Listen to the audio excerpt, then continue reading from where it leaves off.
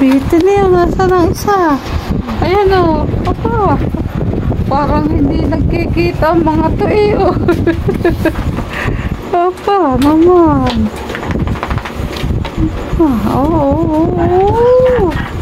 Aliko. Parang hindi nakikita eh. Mabango mga yan. Naligo kagabi. Talaga palagi parang taon magkita. Okay, cream. Talaga naman na pag sa papa. Pabubang eh.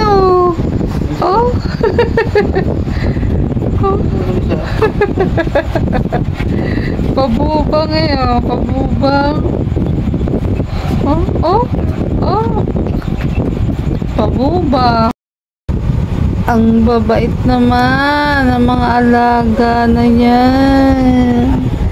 Sobrang babait parang hindi mga nag-aaway. Ang babait naman ng mga yan. Tambay-tambay lang ang babait si Kribo. Si Mimi si Gigi parang mag-best friend. Mamaya naman awayan no.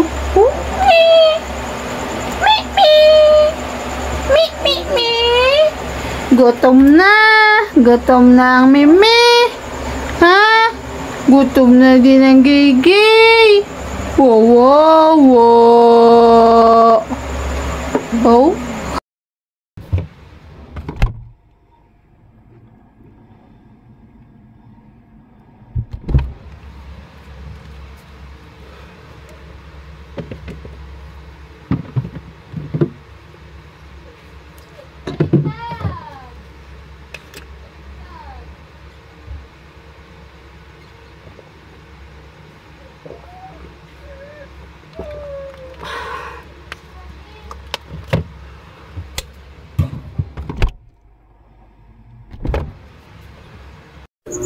A day in my life as small Tapsi owner.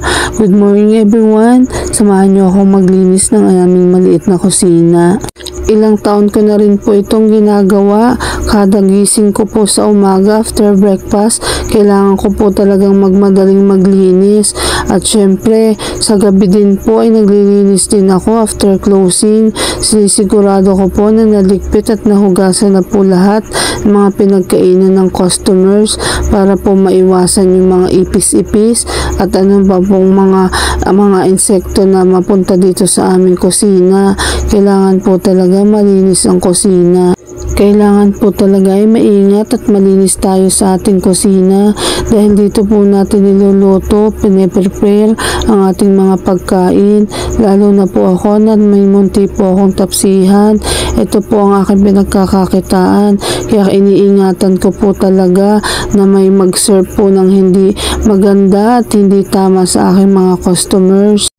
Naniniwala po kasi ako, maliit man o malaki ang ating hanap buhay, ay parehas din po yun kung ating pong pagsisikapan.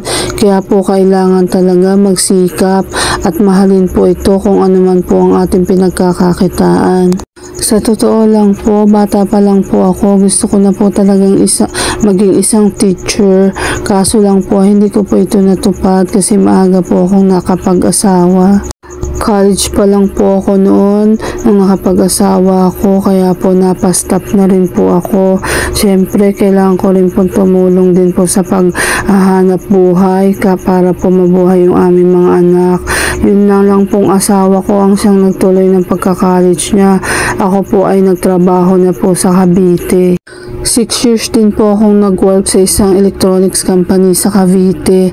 At pagkatapos po noon, nag-try din po akong mag-work sa isang laboratory. Naging pharmacist assistant din po ako. At hindi na rin po kinaya talaga dahil wala na po talagang mag-aalaga ng mga anak namin. Kaya nag-decide po ako na mag-resign na lang sa trabaho. Ayan, hatching-hatching pa nga po ako dyan. Dahil nakahatching po talaga din yung aking inilagay. Nagre-refill nga po pala ako dyan ng mga condiments namin, yung mga iba naming ingredients. Ako lang po din ang gumagawa niyan, hindi rin naman po yan alam ng mga anak ko. Ay mabalik nga po pala tayo sa aking kwento. Yan, pagkatapos ko nga po palang mag-resign ay nag-focus na po ako sa pag-aalaga ng aming dalawang anak pa po noon. Yan, ang aking pong asawa ay siyempre nagtuloy po siya sa kanyang pagtatrabaho. Hindi na rin po din kinaya niya yung maliit na sweldo, kaya nag-decide po siya na mag-Saudi. Yan, mga ilang taon din po siyang nakipagsapalaran sa Saudi.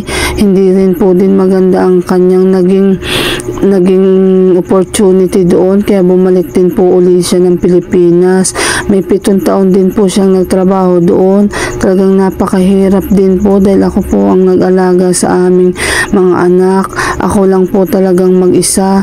Nagtitinda po ako ng kung ano-ano noon. Ang una ko pong tininda ay ang pagpipishball.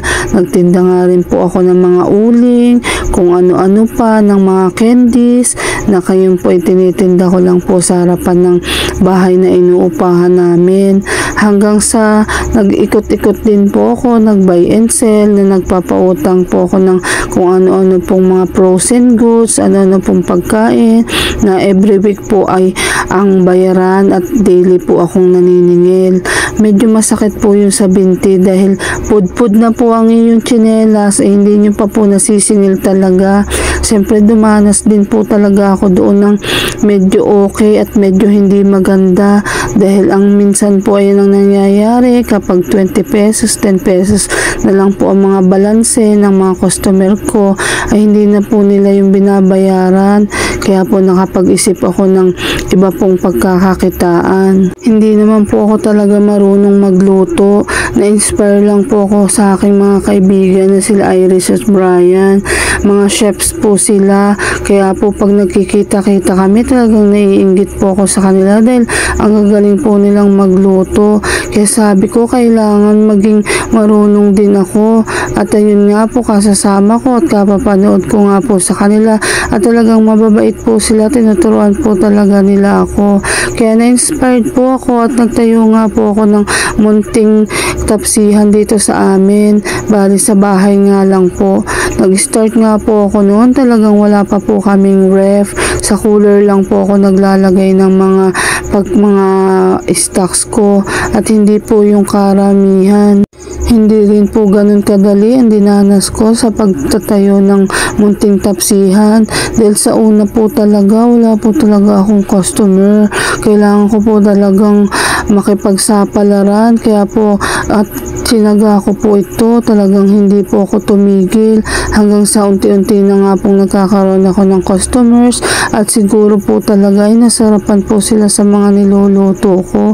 Kaya po bumilang po ng ilang araw, ilang linggo, ilang buwan at ilang taon, at sa tumagal na nga po ito, yan hanggang ngayon po, awa ng Diyos, 5 taon na po akong nagluluto at hindi talaga po ako nasuko.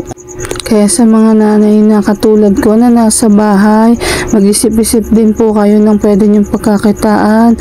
Naasikaso nyo pa po ang mga anak nyo, kumikita na rin po kayo. Simple lang naman po, diba? Madali po at masaya. Kaya nga po, kung ano man po yung nasa isip nyo ngayon, pero hindi pa po huli ang lahat, magsimula po kayo.